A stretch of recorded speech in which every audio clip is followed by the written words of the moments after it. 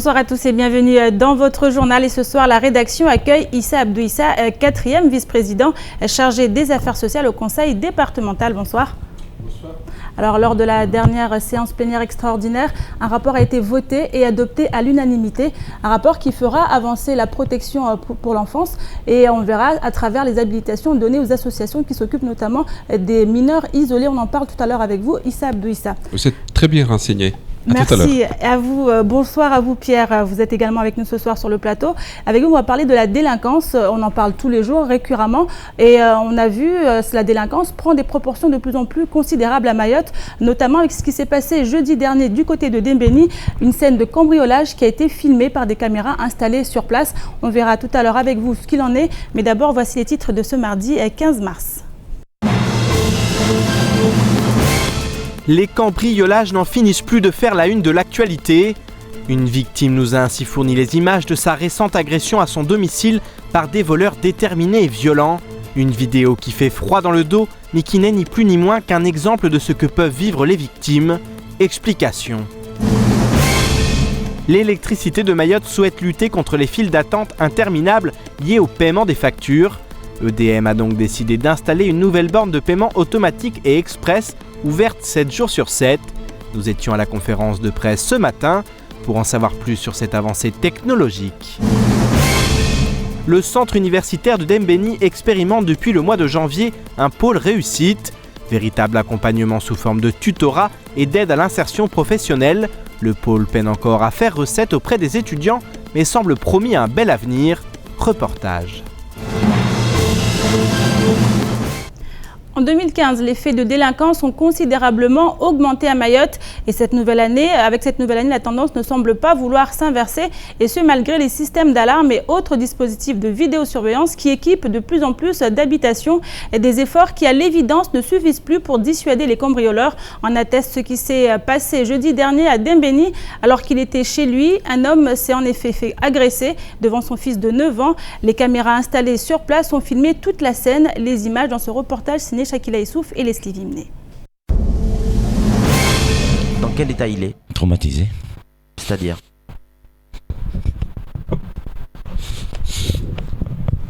Effondré, ce père de famille a assisté impuissant à l'intrusion de voleurs dans sa maison. 5 individus ont pénétré de force dans son foyer dans la nuit de jeudi à vendredi, alors que son fils âgé de 9 ans était présent. Agressé par les malfrats qui ont forcé l'entrée, les images font froid dans le dos. Ils m'ont repoussé, moi j'étais de l'autre côté de la fenêtre, ils m'ont repoussé avec la baramine, vous le verrez sur les images vidéo que je vous ferai passer, oui. Vous verrez, ils sont en train de pousser avec la baramine. Moi, plus la fenêtre a déjà explosé, moi qui étais de l'autre côté. Donc il n'y a plus rien, il y a plus de limite. Donc s'il n'y a plus de limite d'un côté, il ne va plus y avoir de limite de l'autre. On va en parler tout à l'heure. Aujourd'hui, c'est un coup de gueule que je porte. Oui, on entend bien. Fais, hein. Assis devant son écran, cet agriculteur amputé d'une jambe depuis 5 mois, suite à un accident de la route, s'est une nouvelle fois fait dépouiller de ses biens par des individus cagoulés et armés de chombo, baramines et autres au pied de biche. Ils l'ont roué 2 coups jusqu'à ce qu'il s'écroule au sol, hurlant à son petit garçon d'aller se cacher. Le petit s'est réfugié dans une armoire tandis que les voleurs agresseurs s'emparaient d'un ordinateur, de 2 téléphones et d'un coffre-fort vide de 120 kilos. La scène, filmée par sa caméra de surveillance, a beaucoup fait réagir de personnes comme Soufiane Malidi qui tenait absolument à s'exprimer. Lorsqu'on voit les images, c'est d'une violence inouïe, c'est-à-dire c'est quelque chose vraiment de... ça fait froid dans le dos. Lorsqu'on sait qu'ici à Mayotte, il y a quelques années, on était dans une île assez paisible où les gens souriaient. Là maintenant, de plus en plus, tu vois, les gens ils font la gueule parce qu'il y a tellement de difficultés sociales, il y a tellement de cambriolages. Et les cambriolages deviennent de plus en plus violents. Et là, on voit qu'on s'attaque même à des personnes à mobilité réduite, des personnes qui ne peuvent pas se défendre. C'est encore plus, ça heurte plus la sensibilité. On regarde Maslow, Maslow il a fait ce qu'on appelle la pyramide des besoins. Et dans la pyramide des besoins, il y a les besoins primaires, besoins d'estime de soi. Et nous, à Mayotte, on n'est même pas à la hauteur des besoins primaires, c'est-à-dire on n'a pas de sécurité. Il y a des gens qui n'ont pas d'habitat salubre. Il y a des gens, ils n'ont pas de sécurité. Donc, ils n'ont même pas à manger. De son côté, la gendarmerie ne sera arrivée que 40 minutes après les événements. aucun véhicule ni équipage n'étant disponible plus tôt. Ils ont commencé à vider la maison, enfin à chercher l'argent démarqué, voilà ce qu'on me disait. Donc je connais un petit peu le schéma Orange, je savais qu'ils voulaient de l'argent. J'en ai pas, j'en garde plus. Avec le nombre de cambriolages que j'ai eu, on ne laisse plus tous les vendredis, toutes les semaines, on va faire des dépôts sans arrêt à la banque parce qu'on ne peut plus garder un centime chez soi. Donc à force, je m'étais dit, à force de venir et de me vider la maison, et il n'y a plus que l'informatique parce que de l'argent, il n'y en a pas. Ils sont repartis avec l'informatique, mon ordinateur portable, mes téléphones portables, j'en avais 2 dans le bureau. Donc ils ont volé le coffre-fort qui fait 120 kilos. Il y avait de l'argent dedans ? Il n'y avait rien. Il a été forcé il y a dans les derniers cambriolages d'octobre 2013. Et même ils sont partis avec sont partis avec. On les voit, ils transportent. Ils étaient 5. Ils transportent le truc. Il a été retrouvé chez mon voisin, Monsieur Chublet, l'autre côté dans son chemin. Donc je veux dire, ils sont 5, cagoulés, armés. Ils arrivent à pied par la route ou par les champs. Je veux dire, il y a plus de limite. Installé à Mayotte depuis 10 ans, le père de famille a subi plus d'une vingtaine de cambriolages. Une triste réalité que partagent bon nombre d'habitants de cette île, devenue pour certains l'enfer au paradis. Alors on l'a vu Pierre dans le reportage, des images qui ont beaucoup choqué, mais des images qui ne sont que le reflet de ce qui se passe aujourd'hui à Mayotte quotidiennement. Oui, de ce qui se passe quotidiennement, et beaucoup vont se reconnaître aussi dans ces images parce que beaucoup de gens ont été victimes de ce genre de malfrats et ont été cambriolés chez eux alors qu'ils dormaient, alors que voilà, ils étaient, on se souvient il n'y a pas très longtemps, un adjoint du préfet de Mayotte qui a été cambriolé également alors qu'il était chez lui paisiblement avec sa femme. Donc voilà, ce sont des images, effectivement. Aujourd'hui on met des images sur les mots, ni plus ni moins en fait. Alors il y a eu beaucoup de réactions, effectivement, hein. Ces vidéos font beaucoup réagir, notamment sur les réseaux sociaux.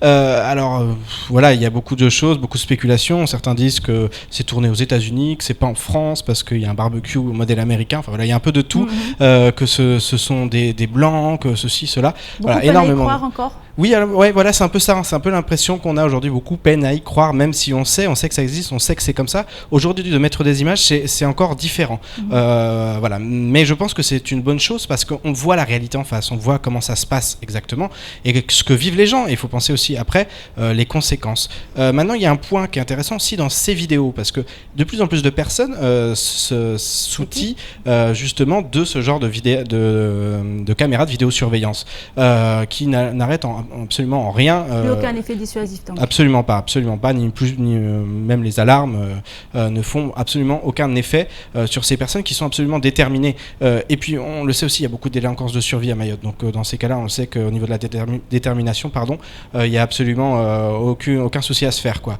Maintenant, dans ces images, ça a été difficile de les avoir. Nous avons dû les convertir. Donc il faut expliquer ça aussi. La police, elle ne peut pas les convertir. Pourquoi ? Parce qu'au sein de la police, il y a des logiciels, c'est un réseau un peu fermé. On ne peut pas introduire des logiciels, justement pour protéger. Donc la police ne peut pas avoir les originaux. Or, si vous n'avez pas les originaux, ça ne compte pas comme pièce à conviction. Nous, en l'occurrence, nous avons pu, avec nos logiciels, les convertir. Donc ça, c'est quelque chose d'important aussi. À expliquer aussi à toutes ces personnes qui ont des caméras de vidéosurveillance. Malheureusement, la police actuellement a du mal avec ça. À rien devant la police, c'est ça ? Mais écoutez, ça ne sert à rien. En tout cas, voilà, ce sont des preuves. Maintenant, il faut les apporter. Il faut essayer de trouver un moyen. Enfin, en tout cas, c'est un peu compliqué à ce niveau-là. Maintenant, ce sont de véritables preuves. En tout cas, nous, les médias, on peut relayer ce genre d'informations et nous l'avons fait. Montrer que voilà, effectivement, on le voit, ce monsieur, il est venu sur notre plateau, on le voit, il est chez lui. Et donc, effectivement, maintenant sur la dissuasion, malheureusement, non, ça ne fait absolument rien. Donc voilà, je pense que c'est ce qui était important aussi dans ce sujet, parce qu'on traite régulièrement de ces problèmes de cambriolage, de cette délinquance, mais c'était de mettre des images sur les mots, et voilà, qu'on voit la réalité en face aussi. On sait qu'il y a un débat dans notre métier sur ça. Est-ce qu'il faut tout montrer ? Nous, en tout cas, nous souhaitons montrer les choses telles qu'elles sont. Merci beaucoup Pierre. Et on continue. Selon les chiffres des pompiers, 6 voitures de particuliers ont pris feu sur la route depuis le début de l'année. Hier, en fin de journée, sur la nationale à hauteur de la station de lavage de Doujani, un automobiliste a filmé un embouteillage qui fait suite à un nouvel incendie. Les pompiers sont rapidement intervenus pour éteindre le feu, mais le trafic a mis beaucoup de temps à reprendre normalement. Plus de précisions dans ce reportage signé Shakila Youssouf et Leslie Vimné. Les Les images amateurs de cette voiture qui brûle parlent d'elles-mêmes. Les pompiers appelés aux alentours de 18h15 sont intervenus sur les lieux 40 minutes plus tard pour éteindre l'incendie. Cette intervention, d'une manière générale, se passe aux heures de pointe. Soit le matin, soit le soir quand les gens rentrent dans l'embouteillage. Ce qui peut être très gênant déjà pour les gens qui veulent partir, parce que les embouteillages, ça crée un peu plus d'embouteillages et ça engendre les gênes pour les gens qui veulent rentrer, mais ça panique ceux qui sont tout près de là où il y a le sinistre, ce qui fait que bon, après c'est un peu le débandal total. Nous, on demanderait justement à ce que ce genre de situation, si ça arrive, et que la personne, si c'est sa voiture, et qu'il commence à avoir quelques fumées, et il s'arrête. S'il a des gens à l'intérieur, il les met en sécurité, il essaie de faire une périmètre de sécurité, ne serait-ce qu'aller 50 mètres de chaque côté. Et si bien sûr quelqu'un à côté passe et qu'il a un extincteur et qu'il arrive à l'utiliser, qui peut lui donner un coup de main en attendant, bien sûr, une fois que vous allez appeler les secours, et puis quand les secours viendront, ils vont agir. Parce que nous, quand on arrive, nous, on a des produits spéciaux pour pouvoir éteindre ce genre de feu, parce que c'est des feux hydrauliques.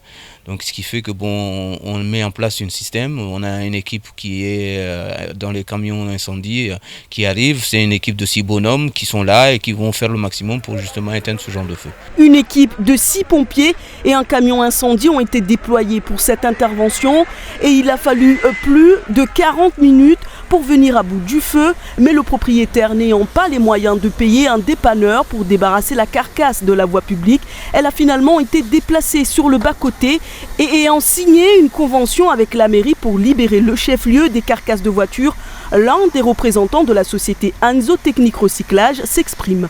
Nous ne sommes pas au courant de la voiture qui a brûlé hier soir. Par contre, la démarche, elle est simple pour les particuliers notamment. C'est si la carcasse elle est identifiée, le particulier rentre en contact avec l'assurance et ensuite l'assurance prend en charge les frais de transport pour amener la voiture sur notre site afin de procéder à la destruction. Si la voiture n'est pas identifiée, c'est la police municipale donc qui nous contacte ou qui contacte un dépanneur pour procéder à l'enlèvement de la carcasse afin qu'elle soit livrée sur notre site et qu'elle soit détruite. Alors, en principe, si l'info nous est transmise directement, dans les 24 heures, on procède à l'enlèvement de la carcasse, parce que ce n'est pas une voiture. Par contre, si l'info ne nous est pas transmise, en général, elle est transmise à un dépanneur. Tout dépend du délai des dépanneurs, mais dès que la voiture est livrée sur notre site, dans les heures qui suivent, elle est détruite entièrement. Les pompiers expliquent devoir s'approcher des concessionnaires pour avoir plus d'informations sur les causes de ces feux de voiture. Mais selon toute vraisemblance, ils pourraient être provoqués à cause de moteurs qui chauffent, de court-circuit et de l'entretien des véhicules. Informée par la rédaction, la mairie devrait intervenir prochainement pour qu'Anzo Recyclage enlève le véhicule. Et ce matin, l'électricité de Mayotte EDM tenait une conférence de presse à propos de l'installation de sa première borne de paiement automatique située sur le site EDM à Kaweni. Ce nouveau mode de paiement express fait partie des priorités de la société pour réduire le temps d'attente des clients. Une borne digitale à la pointe de la technologie et qui fait office de grande avancée pour Mayotte où les files d'attente battent souvent beaucoup de records. Un sujet signé Abbas Alidi, Pierre Bellucci et Adèle Laurent. À Mayotte, il faut bien souvent s'armer d'une patience sans faille lorsqu'il s'agit d'entreprendre une démarche administrative. Pour réduire les temps d'attente, l'électricité de Mayotte, EDM, a décidé d'installer une borne de paiement automatique express. Une décision qui fait suite à plusieurs constats. On est parti du constat qu'il y avait énormément de transactions en espèces. Ces transactions en espèces, on avait un temps d'attente moyen d'environ 50 minutes aux agences clientèle. Et donc on veut diminuer ce temps d'attente pour nos clients. Et en même temps, on veut augmenter l'amplitude d'ouverture de paiement pour nos clients, puisque je vous ai dit qu'elle était ouverte 7 jours sur 7, de 6h à 20h. Du côté des clients, cette nouvelle borne de paiement express semble très bien accueillie. Ça fait gagner du temps, oui. Parce qu'en fait, pour aller faire la queue, attendre et tout, prendre un numéro pour attendre qu'on aille payer la facture. Ici, tu n'as pas besoin de prendre de numéro, tu peux passer, il n'y a pas beaucoup de monde, tu t'arrêtes, même pendant les pauses entre midi et 2, tu payes ta facture et puis voilà. Seul bémol, quelques soucis doivent encore être réglés en ce qui concerne le rendu de la monnaie.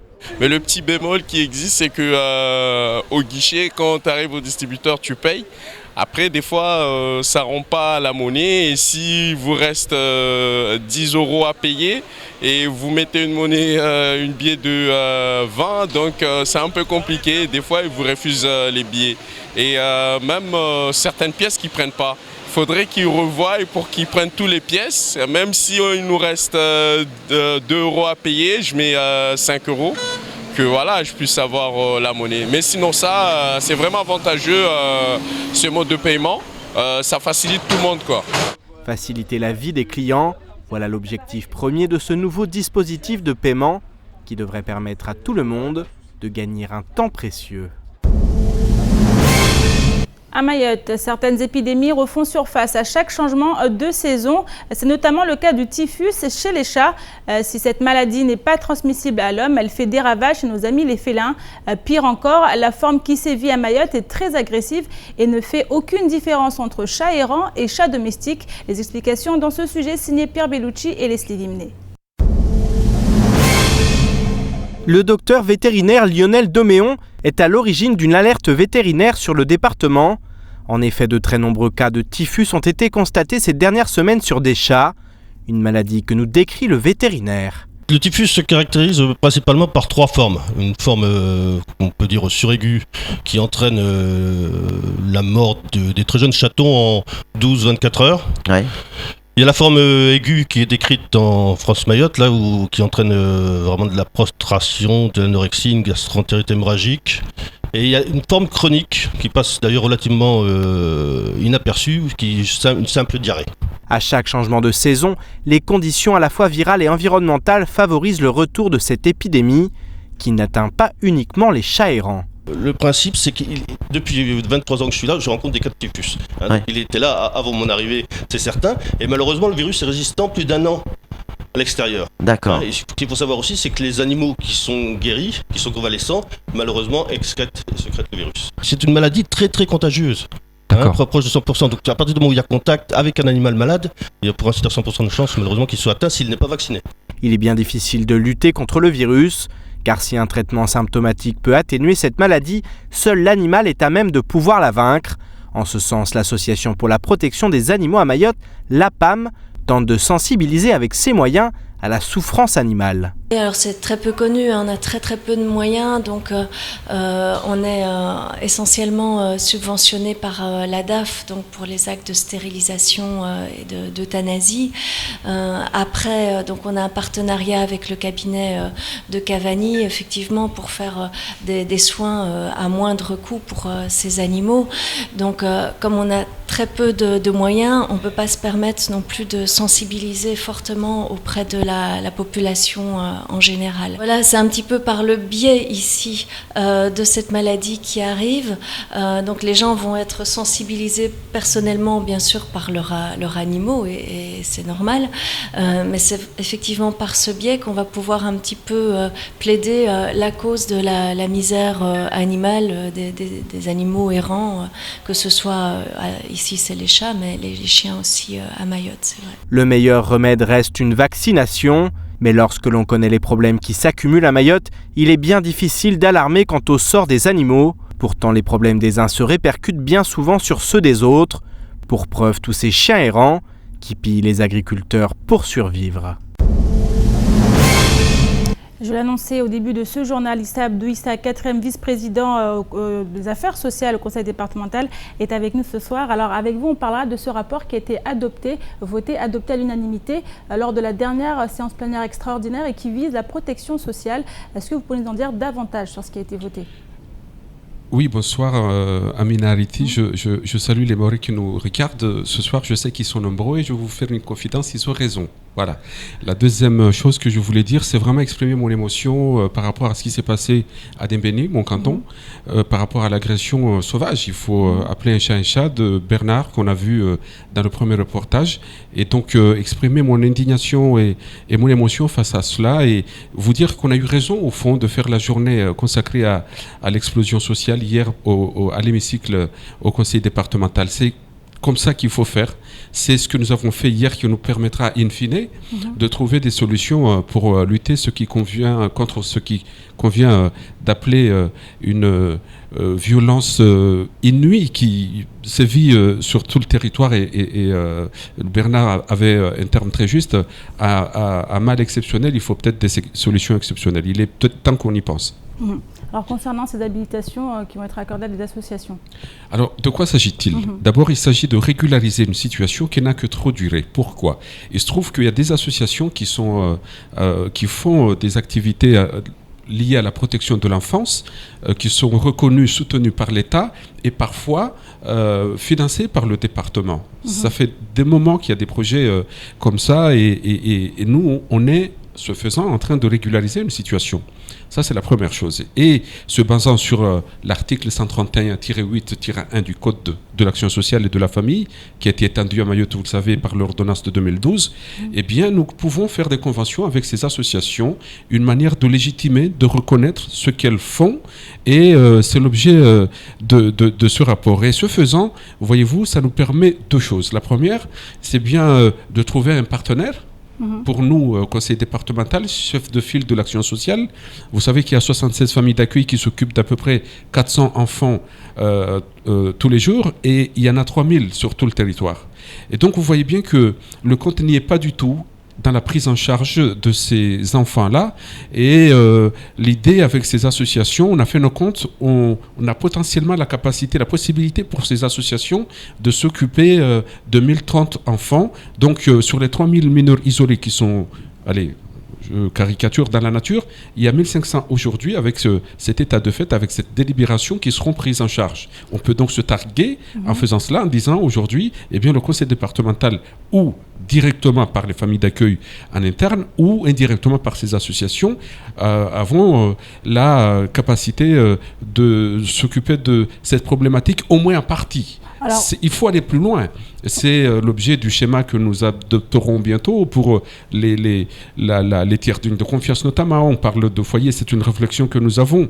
Mais donc c'est le premier avantage pour avec cette démarche. Le deuxième élément, c'est parce que c'était un partenariat gagnant-gagnant. Là, j'ai parlé des avantages pour nos départements, mais pour l'association, ça permet à l'association de prétendre, au-delà de la légitimité, à des fonds, et notamment européens. On parle de FSE. À ce stade, il faut le savoir, ça peut être un facteur de blocage pour l'association. Donc, c'était une avancée considérable aussi pour ces associations. Donc, c'est vraiment une bonne nouvelle et il n'y en a pas beaucoup en ce moment. Alors, on se rappelle de ce rapport de l'IGAS, de l'Inspection Générale des Affaires Sociales, qui avait pointé du doigt la situation à Mayotte, notamment la situation des mineurs isolés. Est-ce que pour vous, c'est une façon de rectifier le tir ou c'est un travail qui était déjà préparé, qui était déjà commencé bien avant ce rapport ? C'est un travail qui a été initié bien avant le rapport parce que je vous ferai remarquer que le rapport était en production, mais il y a eu beaucoup retour avec l'IGAS, donc on savait à peu près ce qui se tramait, on savait un peu la rédaction qui devait découler de ce travail, et donc ça nous permettait tout en attendant les conclusions importantes du rapport qui nous permettent aujourd'hui d'envisager la finalisation du schéma, mais en même temps de ne pas perdre de temps, de se dire voilà, on connaît les grandes orientations parce qu'on travaille au jour le jour, et bien d'avancer et de ne pas perdre de temps. Le temps nous est compté et c'est une denrée rare quand on fait de la politique. Et donc c'était en même temps que l'IGAS faisait son travail, et bien nous on était en train de réfléchir à ces questions-là. Alors, autre question, on a parlé également de ces agréments donnés à ces familles d'accueil qui ont été aussi remises en cause pour beaucoup. Alors comment vous allez faire avec ces associations?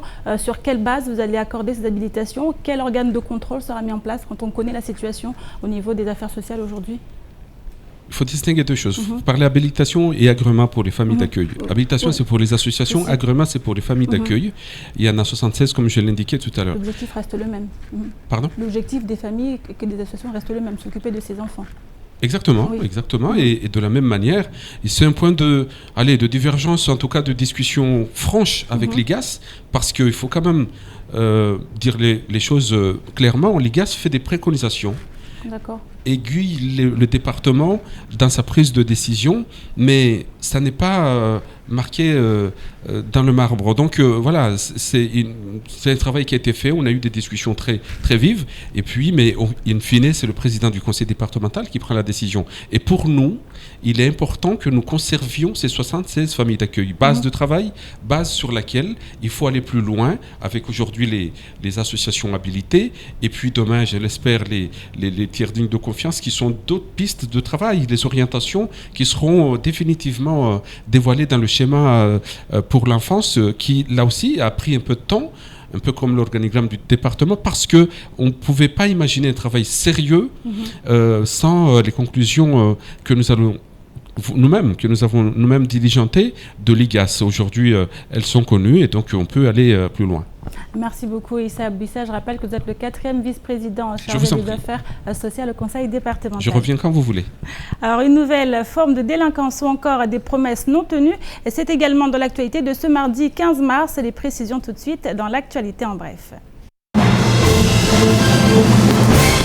Alors que le MEDEF et les syndicats s'étaient mis d'accord sur des points prioritaires concernant la transposition du Code du travail de droit commun à Mayotte, une mission conduite par Dominique Ledem était à ce titre sur le département en décembre dernier. Or, lors de la remise des conclusions du rapport, l'instauration du travail intérimaire semblait avoir disparu des priorités, aucun consensus n'ayant été relevé entre syndicats du patronat et syndicats des salariés, selon les propres termes du chef de mission.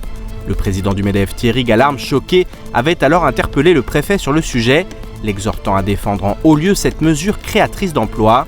Dominique Ledem lui a entre-temps adressé une réponse pour affirmer qu'il n'était pas seul à décider des suites de la mission menée en décembre 2015. Les propositions vont tout d'abord être examinées par la Direction générale du travail et la Délégation générale à l'emploi et à la formation professionnelle, avant d'atteindre le bureau ministériel. Mayotte ne semble pas une priorité, la ministre du Travail ayant d'autres chats à fouetter, surtout en cette période de troubles sociaux, due à la refonte du Code du travail. Les promesses n'engagent que ceux qui y croient. Cet adage est bien connu des politiques qui en usent et en abusent allègrement, et François Hollande n'y fait pas exception. Preuve en est le lancement en 2014 du chantier de l'extension de la couverture maladie universelle complémentaire, la CMUC, qui 18 mois plus tard est toujours au point mort. Ainsi, la population mahoraise, dont 83% vit en dessous du seuil de pauvreté, devra patienter au mieux jusqu'en 2017 pour bénéficier de cette avancée sociale majeure. Et encore, 2017 ne sera peut-être qu'un mirage, puisque selon l'article 84 de la loi santé adoptée en janvier dernier, il est stipulé que le gouvernement présente un rapport au Parlement avant la fin de l'année 2016, indiquant les modalités selon lesquelles il est possible d'instaurer la couverture maladie universelle complémentaire à Mayotte. L'article est très court mais cependant très clair, il ne se passera rien en termes de garantie d'accès aux soins avant la remise et l'étude d'un rapport qui peut-être envisagera le déploiement de ce dispositif sur le département. L'aéroport de Mayotte se trouve quotidiennement confronté à une nouvelle forme de délinquance, notamment lors de l'enregistrement des passagers sur le départ. En effet, il n'est pas rare de voir des individus se présenter au contrôle d'identité munis de vrais papiers, mais qui visiblement ne sont pas les leurs. Les étrangers en situation irrégulière qui tentent de quitter le territoire en usurpant l'identité de citoyens français ne sont pas rares, et les fonctionnaires de la police aux frontières rencontrent régulièrement ce genre de cas. Ils sont écartés de la file des voyageurs avant d'être dirigés vers le poste de la PAF.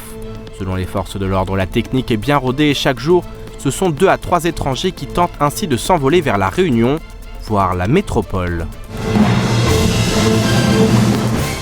Et enfin, pour de nombreux étudiants, s'assurer un avenir professionnel passe forcément par la case études supérieures.